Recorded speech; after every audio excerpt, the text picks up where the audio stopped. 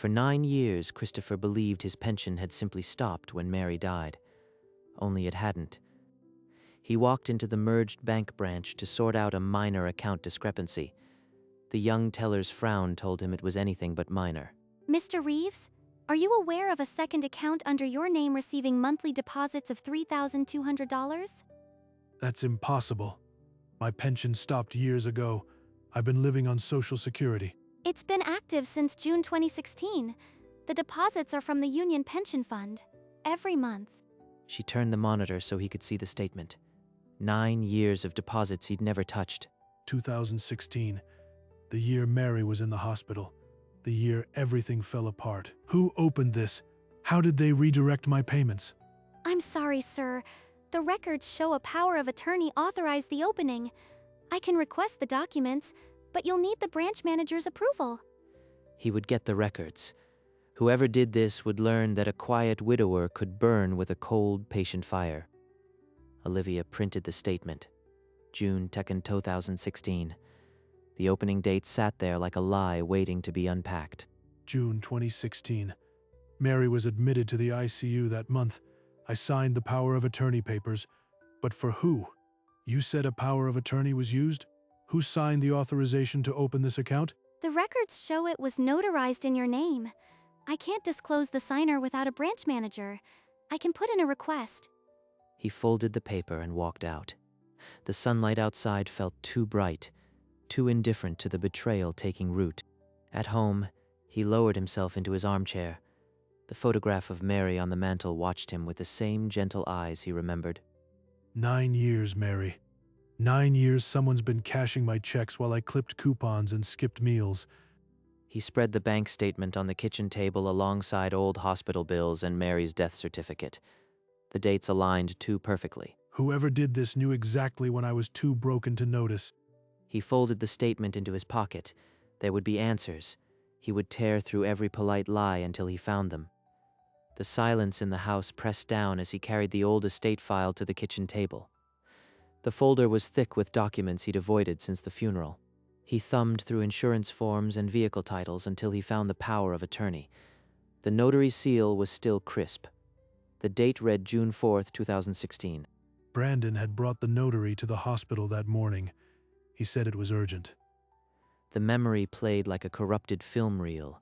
Mary's pale face on the pillow, Brandon's tense whisper, the scratch of pen on paper.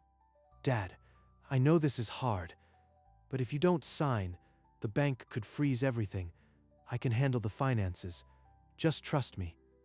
He'd signed with a shaking hand. The bank manager, a blonde woman in a tailored suit, had notarized it and left without a word. And now that paper was the key to a secret account. My signature handed over my pension. He turned to the designation page. Appointed agent, Brandon Reeves, was typed in plain letters. My own blood. He laid the document beside Mary's photograph. The betrayal wasn't just financial. It was a wound that went deeper than money could ever reach. The next morning, Christopher called Olivia from his kitchen landline.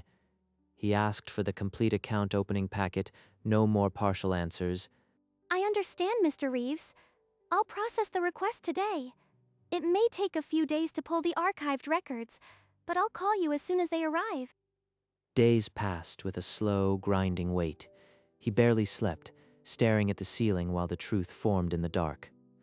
Then the envelope came, thick, official, marked with the bank's embossed logo. He carried it inside and sat at the kitchen table under the bare bulb. He removed the contents, the original account application, a certified copy of the power of attorney, and a signature card. The lamplight cut sharp shadows across the page. His eyes found the line for account holder first, then authorized signer. The typed name froze the air in his lungs. Brandon Reeves. My son. It says it right here. The signature card confirmed it. His son's tight, slanting handwriting. Every withdrawal slip authorized by the branch manager. The same woman from Mary's hospital room. They did it together. Brandon and that bank manager. 9 years right under my nose. He did not cry. He did not throw the papers. He simply folded them into a neat stack and slid them into the folder. The investigation was over. The reckoning was just beginning. The following morning, Christopher walked into the bank with the folder tucked under his arm. He didn't ask for Olivia. He asked for the branch manager. A clerk led him to a glass-walled office. Inside, Nicole sat behind a polished desk, shoulders squared, expression already arranged into professional indifference. You're Nicole? You notarized my power of attorney 9 years ago, and every withdrawal from a secret account in my name has your signature on it. Explain yourself. Mr. Reeves, I assure you all transactions were processed according to the legal power of attorney your son presented. I verified the document myself. Everything was above board. She didn't blink. Not a crack. Every word had been polished like stone.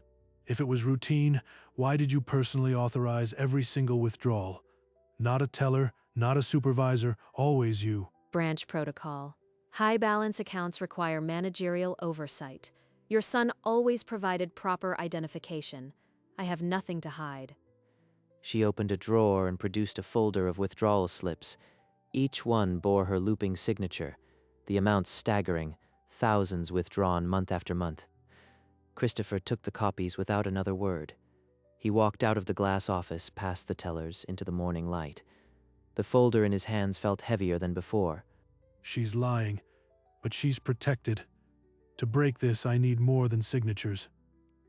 At home, he spread the withdrawal slips across the kitchen table, over 100 of them, each a wound, totaling more than $350,000. Always cash, always just under the reporting threshold. He knew what he was doing. He lifted the landline receiver and dialed his son. The ring echoed in the quiet house. Dad, hey, I've got a meeting in 10. Can I call you back? No, you won't. I've got 9 years of bank statements on my table. Explain the account you opened the week your mother was dying. Dad, calm down. I was protecting you. You were a mess after Mom died. I put the money aside so you wouldn't lose it to creditors or anything. The pause before creditors lasted half a beat too long. He was making it up as he went. The money's safe, I swear. I can transfer it back. Just don't do anything rash. You cashed my pension for 9 years while I lived on canned soup and thought the union had abandoned me. Don't you dare tell me you were protecting me. He set the receiver down without waiting for a reply. The kitchen seemed smaller, the walls a little closer. His son had lied to him with practiced ease. After the call, Christopher sat in his worn armchair and opened the laptop he rarely used. He typed Nicole's name into the search bar. Professional profiles surfaced first, branch manager awards, community volunteer snaps. Then a family photo from a church baptism froze his scrolling. That's Brandon's youngest. Nicole is standing as godmother. Why was I never told? He called the church office, his voice steady, despite the shaking in his hands. The baptism record confirmed. Nicole Miller, godmother, address matching the bank branch. A godmother who is also the bank manager. That's not coincidence. That's a hidden personal bond. The implication landed like a physical blow. Brandon hadn't just stolen his money, he had embedded this woman inside his family while betraying him. I need you to follow my son and Nicole. Every meeting, every interaction. I want photographs. This isn't just fraud. There's something personal. The investigator, a retired detective named Greg, nodded soberly. He took the folder of withdrawal slips and the baptism photo. "I'll find out," he said. Whatever you find, I'll use it. No more secrets. No more lies. He walked out of the office into the sharp afternoon light. The first strand of the trap was woven. Greg called him to a quiet street. The manila envelope changed hands without ceremony. Inside, a stack of photographs. Christopher tilted them toward the dwindling street lamp. The first image, a restaurant booth, candlelit. Nicole's hand rested on Brandon's wrist. Her wedding ring was absent. Not just fraud. This was intimate. That's the way a couple looks. The next showed them leaving a hotel at dawn. She wore last night's clothes, her heels dangling from her fingers. 9 years of my pension funded this. Date nights, hotels while I scraped by on canned soup. He sat in the parked car, rain streaking the window, and let the weight of it press down on him. They built a second family on my suffering. Amanda doesn't know. The grandchildren have no idea. But knowing was only the first step.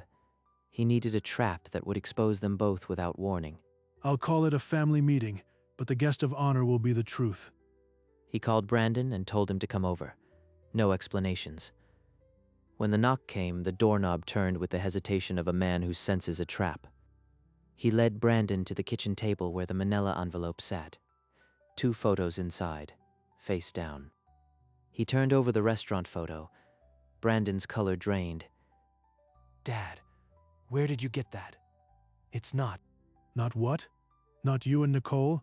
Not 9 years of pension checks funneled into hotel rooms?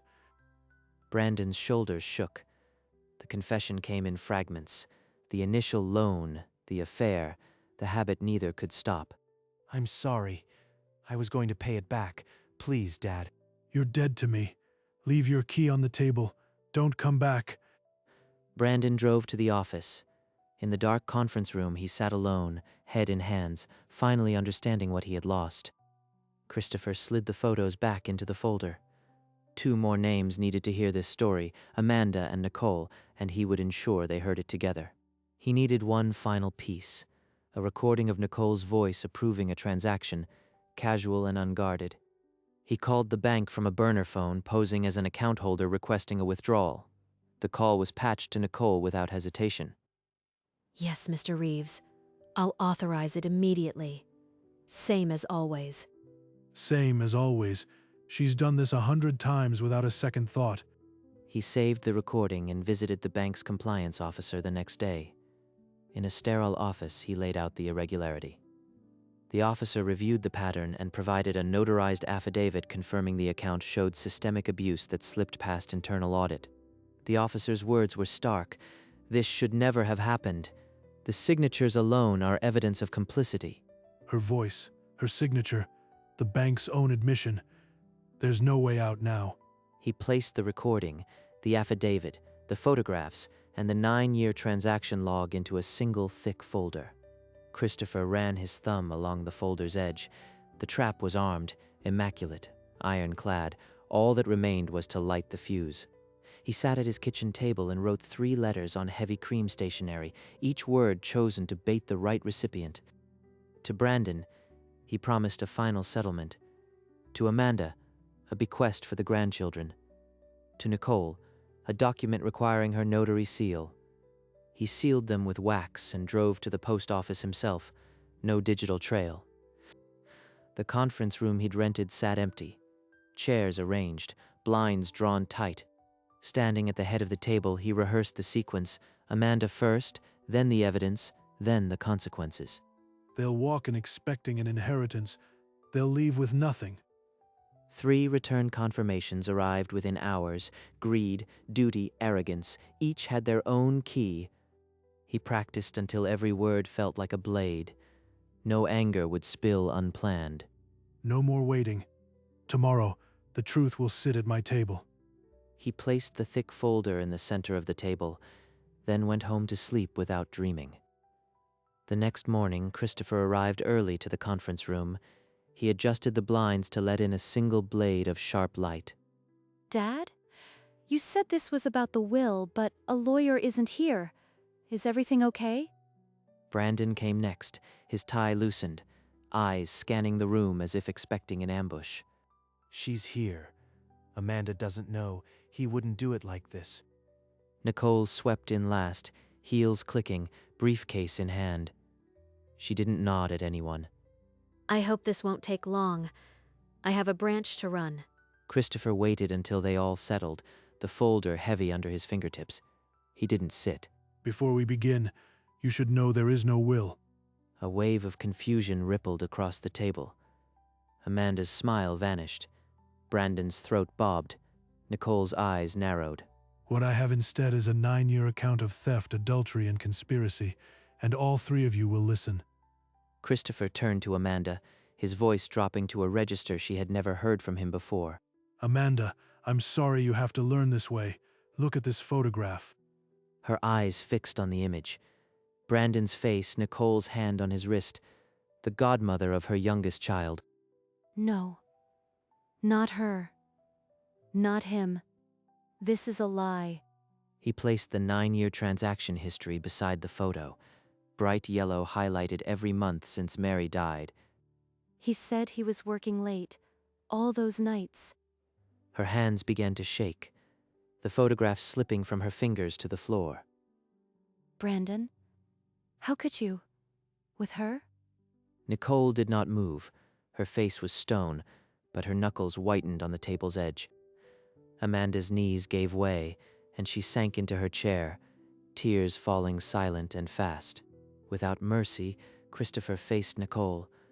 The room held its breath. You swore this was routine. Let's hear you say it again. The device crackled. Nicole's own voice spilled into the room.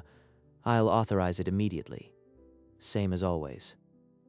Nicole's jaw unhinged slightly. The professional mask developed a hairline crack. I have the bank's own admission. The compliance officer himself. This should never have happened. Her hand left the edge of the table. The polished confidence evaporated.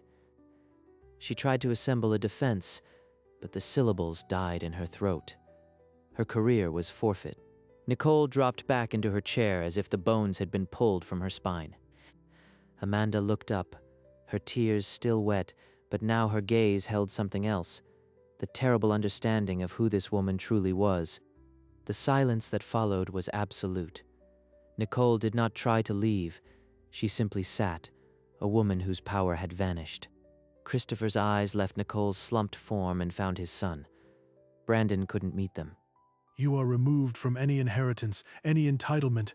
Custody of your children will be contested. He means it. My own children. You will pack your things and leave this house. You are no longer welcome in my life. Brandon's head dropped into his hands. A dry, hollow sound escaped him. Not quite a sob, not quite a word. Amanda watched without blinking. Her tears had stopped. In their place, a bitter steel. He rose as if his limbs were foreign. Without a word, he walked past the chairs and out the door. The door clicked shut. Amanda released a breath she'd been holding for 9 years. The grandchildren will be cared for. A trust will protect them, but Brandon will never control a penny of it. Nicole remained seated, invisible to them both. Outside, Brandon drove toward an empty apartment and a life that had just been erased. He walked Amanda to the parking lot, then returned to the rental office alone. The first dial was the regulator. This is Christopher Reeves. I'm reporting a systematic pension fraud involving branch manager Nicole. He recited the transaction log month by month, each cash withdrawal a separate charge of embezzlement. The regulator's tone shifted from professional to urgent. Nicole would be suspended pending revocation. The second call was to his attorney. No grief in his voice, only the quiet resolve of a man who had already won. I want a sealed trust. Amanda is trustee. The grandchildren are the only beneficiaries. Every penny from the restored pension will fund it. Brandon will not appear on a single legal document. He emailed the entire file, affidavit, recording, photographs to both the regulator and the attorney. The attorney replied within minutes, "Consider it irrevocable. I'll file it first thing in the morning." Christopher set the folder aside. The machinery of justice had taken over. All he had left was peace. A plain envelope arrived. No logo. The return address was the federal regulator. Inside a single typed page, Nicole's license had been revoked permanently. Across town, Nicole held the same paper, shoulders trembling. Her career was gone. The pension fund wrote separately. Full restoration, 9 years of back payments wired immediately. $350,000 plus interest. It doesn't undo the years, but it closes the wound. The attorney's confirmation arrived last. The trust was irrevocable, funded, sealed. He stood at his kitchen table, the 3 papers aligned like a verdict. Mary would say it's too much money for one old man, but the grandchildren will never know hunger. He folded the letters and slipped them into the same file that had carried the evidence. The case was closed. Outside, the afternoon light fell on the lawn like a first breath after drowning. He drove to the marina dealership the following morning, the checkbook in his pocket heavier than it had been in years. A salesman gestured toward glossy fiberglass boats with names like Seafarer and Wave Dancer. Christopher pointed to a 15-foot skiff in the corner. That one? How much? The price was less than a tenth of what had been stolen from him. He didn't negotiate. The salesman raised an eyebrow but said nothing. An old man with a certified check was still a paying customer. Mary's quiet. That's what I'll call it. He signed the purchase order in a cramped office, his pen moving with the same resolve that had gathered evidence and set the trap. By late afternoon, a marine painter knelt at the trailer, lettering the stern in soft blue, Mary's quiet. Christopher stood back, arms crossed, watching the name take form. A small, private smile crossed his lips. The boat was more than fiberglass and a motor. It was the first thing in 9 years that belonged entirely to peace. He backed the trailer down the ramp at first light, the engine barely disturbing the still water. Christopher locked the throttle and idled toward open water. The sound was a soft, steady hum. Mary would have loved this. She always said a boat was the only church worth attending. He reached into his satchel and pulled out the small framed photograph that had stood on the mantel for 9 years. He set it on the dash, angled so she could see the water stretching ahead.